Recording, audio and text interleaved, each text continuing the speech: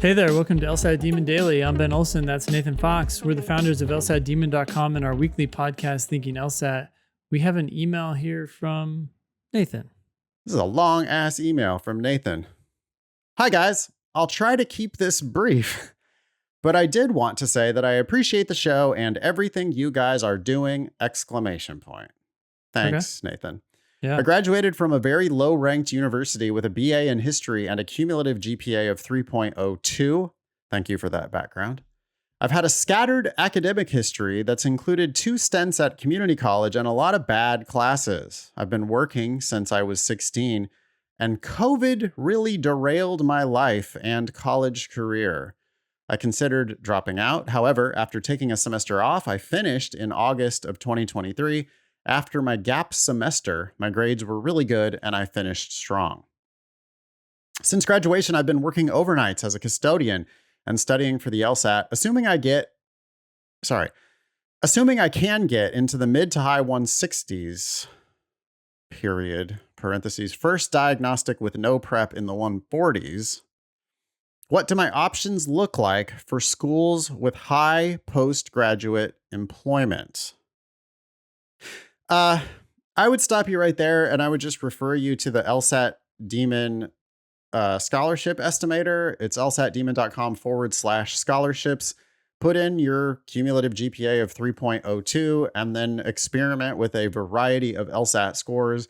And that should allow you to stats-turbate to your heart's content on what types of schools might be able to admit you and give you the right price with those types of numbers. Nathan continues, I don't particularly care about going to a highly ranked school, more so just being able to find work once I finish, although I know that the two are often intertwined.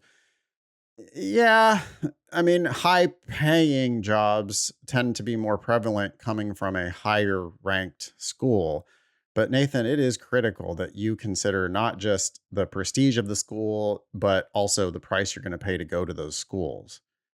So I'm going to interject here and just say that the tone of this is that Nathan is going to law school to get a stable job. Yeah. I don't think that's a good idea. No. Why do you think people should go to law school? Because they want to enmesh themselves in reading lots of documents and trying to make sure things say exactly what they mean to say and disputing, resolving disputes between people. Nathan is currently working as a custodian, which is fantastic to the extent that it is a job. It is paying the bills. You are working hard. That is fantastic. Good on you, Nathan, for taking that job and being self-supporting.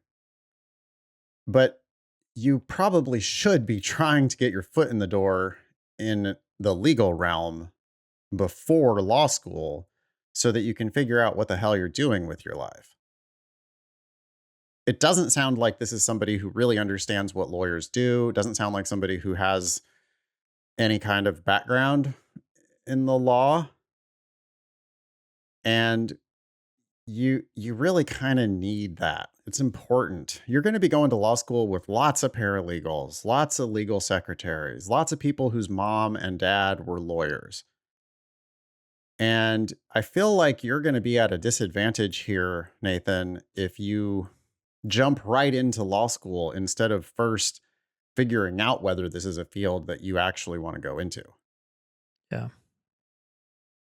Nathan continues and says, to make matters a little worse, I think I'm interested in corporate law just because of the stability of it and the fact that it may have more opportunities. Corporate law feels very hard to make sound inspiring in an admissions essay. Ben is shaking his head. Ben's worried. Yeah, I'm very worried because your focus, you want to go into corporate law because it sounds stable and may have more opportunities. But if that's your motivation, the odds of you being happy and therefore successful are very, very low. I think it's very likely you're going to find yourself doing work you find absolutely mind numbing. I'm not saying that you will. You certainly could land into this job and be like, wow, this is exactly what I wanted. It's so amazing. But given how many people don't feel that way, who knew even more about corporate law before going into it, I think your chances are very slim. The stability thing is wildly overrated, by the way. The firms don't give a shit about young lawyers. The Hmm. firms are built on a pyramid structure. They're going to bring in as many bodies as they possibly can. They're going to work you to death. A few of you are going to survive and make millions as partners someday. Most of you are going to wash out. And you could wash out after a couple years. You could wash out after 5 years, 10 years. Most people don't survive that gauntlet to really make it to the big bucks in corporate law. Also, what happens when we hit a recession, Ben? I mean, what happened in 2008 to like first, second, third year associates? What happened in 2008? Yeah, well, firms had trained them up and they didn't want to keep hiring people because they had too many attorneys. So people weren't getting jobs, and those who lost their jobs couldn't really get back in because they were more expensive than the younger attorneys coming up. It's just a bad situation. Yeah, the financial crisis of 2008, we had waves, entire classes full of associates, junior associates. And these are people who were hired right out of law school making $180,000 a year, thinking that they were on the gravy train. Oh, yeah, it is true that I have to work 80 hours a week, but it's very stable. It's very secure. It's a good living for my family. And next thing you know, you and your entire cohort and the cohort before you are laid off. Now, what you end up with is a couple of years later, now you're trying to get a job, and it's you and all the other graduates of 2010, 2011, 2012, all these brand new, newly minted law grads Cheaper. out who are cheaper than you are, Yeah. are out there trying to find those same jobs that you had before you got laid off. And it was a disaster. Yeah. So they're in it for the profit. They're not in it to like give you a stable career. Well, you also remember the people who had those offers from law firms, they were like 3Ls and they had the offer and they were planning to go to a firm and the firms were canceling those offers. Yoink.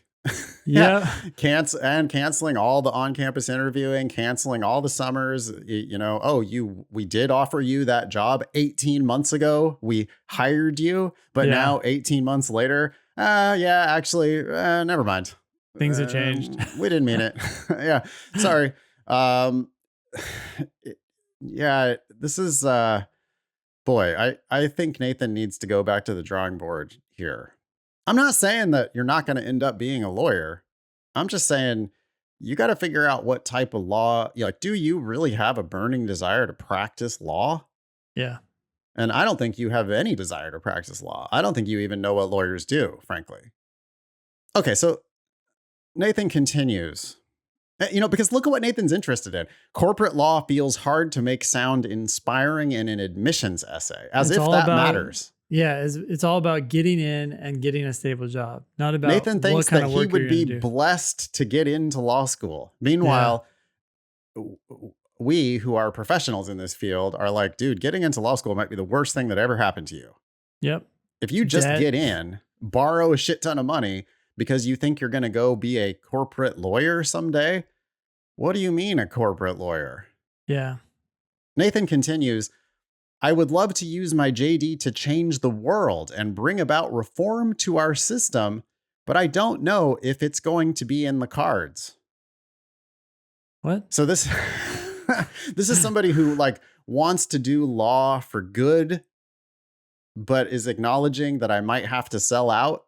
Before he even starts law school, he's thinking, oh, I might have to sell out so that I could have stability for my family. Yeah. What about any other career path? Nathan says, speaking of which, how much weight should I put on this sort of comeback storyline in my admissions essay? I think working overnight 40 hours a week and managing to get a good score might show that I have the dedication needed for law school, but will an addendum even matter? I'm a first-generation college student, and I did not have the easiest path to success.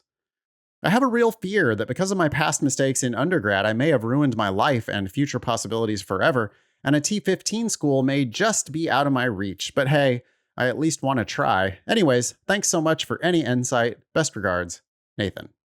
So I want to make it clear that you haven't ruined your life. Every day No. is a new day, and you can start to go in any direction that makes sense to you, just one step at a time.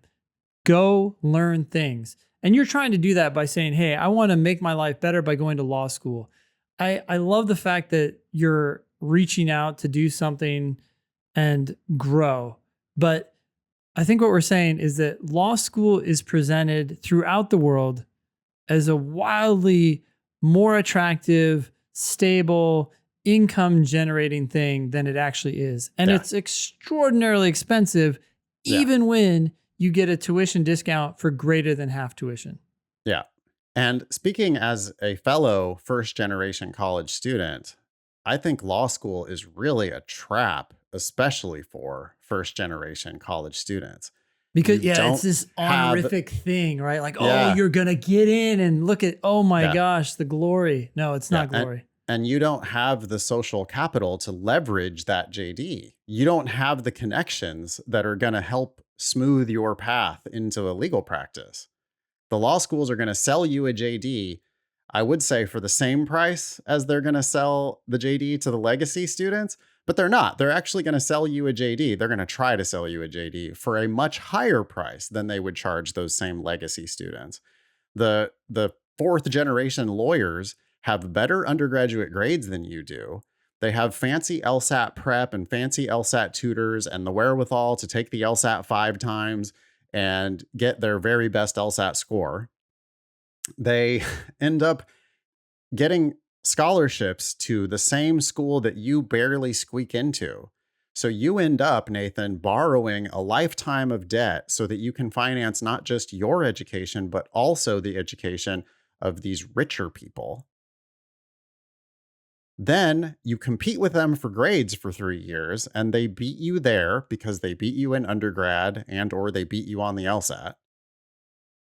Then your job outcomes are not as good as their job outcomes because they have better grades, they have better connections, they have legal experience, they have lawyers in the family, they know what they're getting themselves into. And I speak from experience. I just know what it's like to try. Like, I thought this exact same thing. I didn't know what I was doing with my life. And I thought that going to law school would be, prestige and stability and would lead to all kinds of great outcomes. Once I got there, I realized, oh my God, I'm basically playing a rigged game here.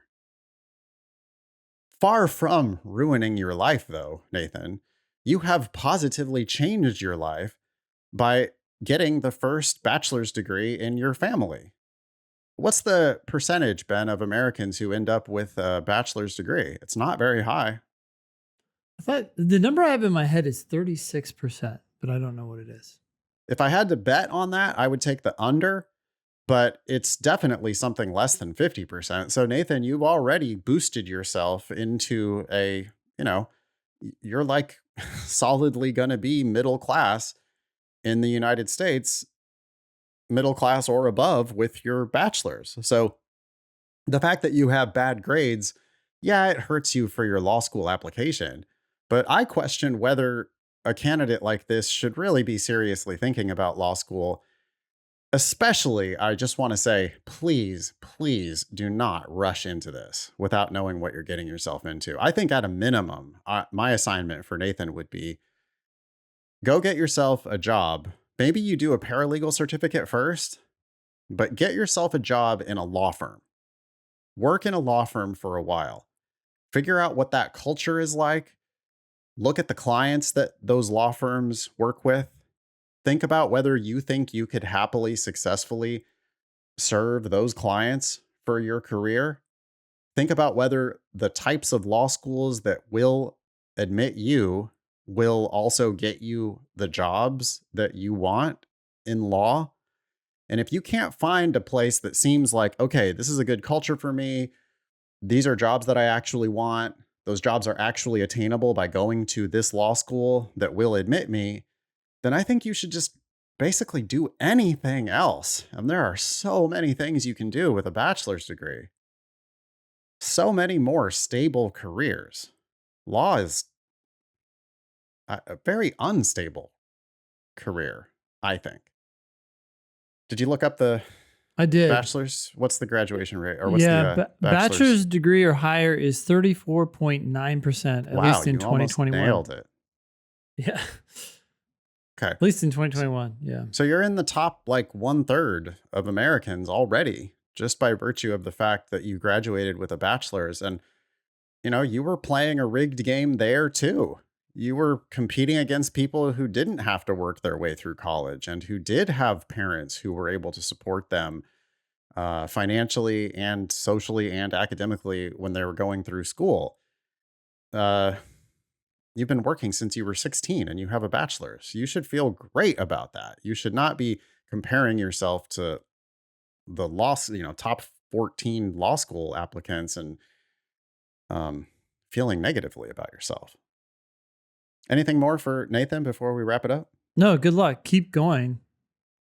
Just, I don't know if you should keep going to law school. Don't rush into law school, whatever you do. I mean, if you end up going to law school, fantastic. But please make sure that you pay the right price. Realize that most law schools don't charge anybody nearly full price. They have full price that they will try, Nathan, to get you to pay. But go to lsatdemon.com/scholarships and educate yourself on how much people actually pay to go to law school. Make sure that if you go for the right price. And before you even do that, I would suggest that you get some experience working in the law so that you can see what it's actually like to work within these firms. Email daily at lsatdemon.com if you'd like to ask us a question or share some LSAT or law school admissions news. Thanks for listening.